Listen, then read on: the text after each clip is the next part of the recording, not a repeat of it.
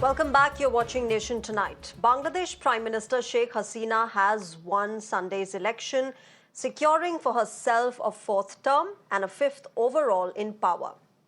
76-year-old Haseena swept Bangladesh's general election, which was boycotted by the main opposition, Bangladesh Nationalist Party or the BNP, for the second time in the last three elections. The daughter of Bangladesh's founding father, Sheikh Mujibur Rahman, who led Bangladesh's independence from Pakistan, Haseena survived in 1975 after her family was assassinated in a military coup. She had been visiting Europe at the time. Now, India was one of the first countries to extend help. Sheikh Hasina lived in a 6-year exile in India, and when she returned to Bangladesh in 1981, Haseena joined hands with political rival, the late Khalida Zia, chief of the Bangladesh Nationalist Party, to lead a popular uprising for democracy. This uprising toppled military ruler Hossein Muhammad Irshad from power in 1990. The re-election of Sheikh Hasina as the Prime Minister of Bangladesh, meanwhile, is a welcome development for India. India and Bangladesh share historical, civilizational and cultural ties, and since 2009, when Hasina's party assumed power, India and Bangladesh have resolved long-pending issues. Land and maritime boundaries have been resolved. They've exchanged enclaves, enhanced connectivity and trade, and signed agreements on energy, security, and development cooperation. India has also extended generous lines of credit through the years and grants to Bangladesh for various infrastructure and social sector projects. The two countries have also cooperated closely in combating a common threat, that is, terrorism. So what does Sheikh Hasina's re-win or re-victory mean for Bangladesh? What does it mean for India-Bangladesh ties and the entire Southeast Asian region? We talk about more with the Veena Sikri, former Indian High Commissioner to Bangladesh. She's joining me on the broadcast. Veena Sikri, good evening, namaskar. Thank you very much for speaking with Mirror Now. Ma'am, this is another victory for Sheikh Hasina. This was not an unexpected victory. People and observers like you around the world were expecting this since the opposition had boycotted the elections. But what do you really make of Sheikh Hasina and the victory she's seen yet again in Bangladesh? Well, I think you're right about saying that it was not unexpected, but I may say that it has come as a comfortable victory. At the same time, the people seem to have accepted this. Now, that is a very, very important point because one of the issues that had come up was, of course, the major party, BNP, had decided to boycott, and on the grounds that they wanted a caretaker government, but the caretaker government itself had been declared unconstitutional by the Supreme Court of Bangladesh.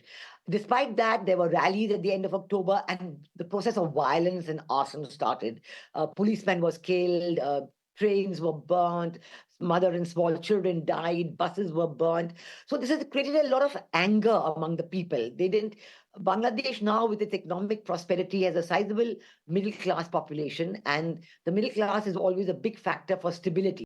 They don't want this kind of, you go out in the day and you don't know whether you're going to come back and things like that. So there was still, nonetheless, a feeling of apprehension that after the elections, what will the reaction of the people be? Will they express anger because they think it's a non-participatory election? Will they accept the election results? What will the turnout be? What will the voter participation be? So all these questions were there, even though it was known that major parties like BNP and Jamaat were not participating. I want to say that at the end of today, the results were declared early in the morning. It seems everything is back to normal in Dhaka, and the people have accepted the election results. And today, even one of the BNP leaders was heard saying in a press conference, well, all we have to do now is wait for another 5 years. So if they were expecting any kind of an uprising, it does not seem that anything like that is going to be happening. This is a very welcome development because it means that the factor of continuation, the factor of stability, and the factor of continued prosperity and growth in Bangladesh can now again be focused upon. And I think for us in India, that's a very important point. The Prime Minister of India and the Prime Minister of Dhaka of Bangladesh have a very good rapport, a very good, important cooperative relationship among each other. 2 years ago, in 2021, on the 50th anniversary of the Liberation War, Prime Minister Modi was invited there as the chief guest. And he was there with Prime Minister Sheikh Hasina. It was it was very symbolic because in 1971 there was India and Bangladesh shoulder to shoulder, and in 2021 India and Bangladesh were shoulder to shoulder. So now, after these elections, we can certainly hope that this cooperation will continue, whether it is the areas of continuity, of connectivity, areas of trade, areas of security and cooperation in defense, areas of joint projects like the BBIN, Bhutan, Bangladesh, India, Nepal, sub-regional cooperation, electricity being traded between India and Nepal, India, Bangladesh and Nepal, Bhutan, India and Nepal. So it's a tremendous growth factor for all the countries of the region. And because with Prime Minister Sheikh Hasina's government, let's talk about the bilateral relationship in a bit, ma'am. But it's interesting that you talk about the continuity and that the fact that there has been no uprising, because the West has continually cast doubts on the democratic processes in Bangladesh, the electoral process in Bangladesh, and the fact that the opposition party like the BNP has boycotted it. What do you really make of this kind of, the doubting, the questioning of the whole democratic process in Bangladesh? Because we have been seeing Sheikh Hasina win one election after the other through the decades. Well, let me take you back on that a bit so that we can put this question of her winning again and again in perspective. She did win one election from 1996 to 2001, and then after that you had Begum Khalida Zia for 5 years, and you had a 2-year caretaker government backed by the army. In 2008, an election was held by the army-backed caretaker government, and in that Sheikh Hasina came with a huge majority. I think she didn't expect it herself, and nobody questioned the outcome of that election, that she had come back with such a huge majority. That election has been defined by everybody as free and fair.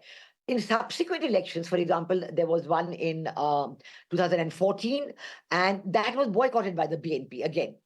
Now, again, in that election, I can say maybe if the BNP had taken part in that election, they may well have won.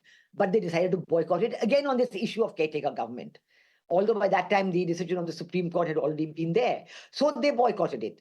Now, then they realized their mistake. That, why did we boycott the elections? And, everybody said if you had taken part, you'd have won. Then came the 2018 elections. Now, that the BNP took part, but they did not win. Now, again, they were unhappy with that. That, look, we took part and we should have won. But they didn't win because, Sheikh Hasina's party got more seats. And so they boycotted parliament. And again, we're back to this, just the Awami League, more or less, with Jatiya Party and a number of other parties also there.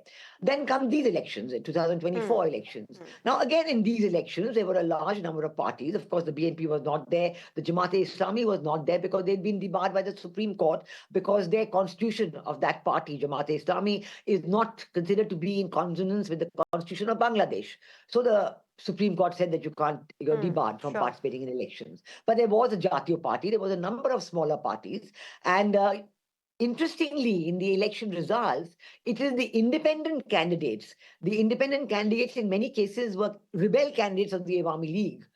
And in some cases, they defeated the Awami League candidate. There are as many as 62 independent candidates. So the Awami League has won 222 seats out of 300, which is a very substantial majority, close to 75%. But you have 62 seats for the independents. Okay. Now, what these independents will do, whether they're going to join the government or stay in the opposition, yet to be seen. But I'm trying to say that whoever did participate, they had the opportunity. So I know what you're saying is right, that many countries in the West, America has imposed sanctions and they've been talking about, but they never ever said, so what should happen? The BNP kept saying, have a caretaker government. But nobody in the world was saying have a caretaker government because they realized that this caretaker government proposal had been turned down by the Supreme Court of Bangladesh. So that definitely was not on the cards. But Okay. then the other questions raised Okay. by the Okay. people abroad, is it going to be a free and fair election? I can tell you that there were many international observers at these elections. Many. I think even the European Union had observers. Of course, India had sent observers from the Election Commission. The European Union had sent observers. A number of countries had sent observers. And whatever has come in the media so far, these observers have by and large said that it has been a free and fair election by and large. So that is what I'm trying to say, that yes, Okay. there was Okay. this great Ma'am, let me build-up. also talk about the India-Bangladesh relationship now. We have, of course, the two countries have enjoyed a healthy, substantial relationship where we have one after the other tried to resolve the major challenges that stand between us, whether it's the Tista water dispute or the illegal immigration. All of these issues have been challenges for India and Bangladesh, but one of the growing challenges for India in this relationship is the growing Chinese influence in Bangladesh. Has Sheikh Hasina been able to very smartly maneuver her relationship with China and India? And has India accepted that sort of narrative from Bangladesh? Well, if you see the election manifesto of the Awami League, the main foreign policy aspect of the manifesto says Awami League believes in friendship with all, malice towards none. So this is something that the Prime Minister, Sheikh Hasina herself, I think, quoted even today, saying that she intends to follow this policy and she will build friendly relations with all countries of the world. So from this point of view, certainly, as you are saying, you have quite rightly said that Bangladesh has a very active relationship with China. Now, that's all very well. India has absolutely no problems on Bangladesh developing its bilateral relations with any country of the world. But if there are certain aspects of the relationship that maybe impinge on India's security interests or that may cause any kind of concern for India, I think the bilateral relationship between India and Bangladesh is strong enough and mature enough to allow for a completely free discussion of any concerns that may be there. So I think that is the important point, that the relationship has acquired a strong maturity and both sides recognize that the other person can have concerns which should be discussed in a frank way and should be taken on board to the extent possible by the other side. And this is what has been happening. I can tell you that even in the case of China, it has been happening. But of course, there are many who express a concern by some of China's actions. For example, I can tell you that when the government of Bangladesh decided to put out a policy paper on the Indo-Pacific, and there was talk about what kind of policy would the Bangladesh government have on the Indo-Pacific. Would they accept the maritime questions that are there on the Indo-Pacific, or would they take account of China's sensitivities? But a very good paper was brought out by the government of Bangladesh, the Indo-Pacific Outlook paper. I don't think the Chinese government liked it too much, and I think the ambassador at that point, around that time, made a very I think, difficult statement, an open statement rather than going for discussions behind the scene. So these things are happening. China is trying to put pressure. And I think that Bangladesh, India, all of us recognize that ultimately China is not a South Asian country. China is north of the Himalayas. So if there are concerns among fellow South Asian countries, we are in the same neighborhood. India's neighborhood first foreign policy is a recognition of this, that we are all in the same neighborhood. We deeply influence each other's day-to-day living, day-to-day economic prosperity, cross-border movements. And so because of that, there is a very special relationship that we should have among ourselves. And certainly with China, anybody is free to build up, but these other issues are there. And I think that is how it's going to continue to work. And I'm glad that the understandings have been created and they will continue to develop. Yeah. All right, we'll leave it there. Veena Sikri, thank you very much, ma'am, for joining us on Mirror Now and sharing your perspective and helping us better understand Sheikh Hasina's victory as well as the India-Bangladesh relationship henceforth. Thank you very much. Thank you. Thank you. Bye.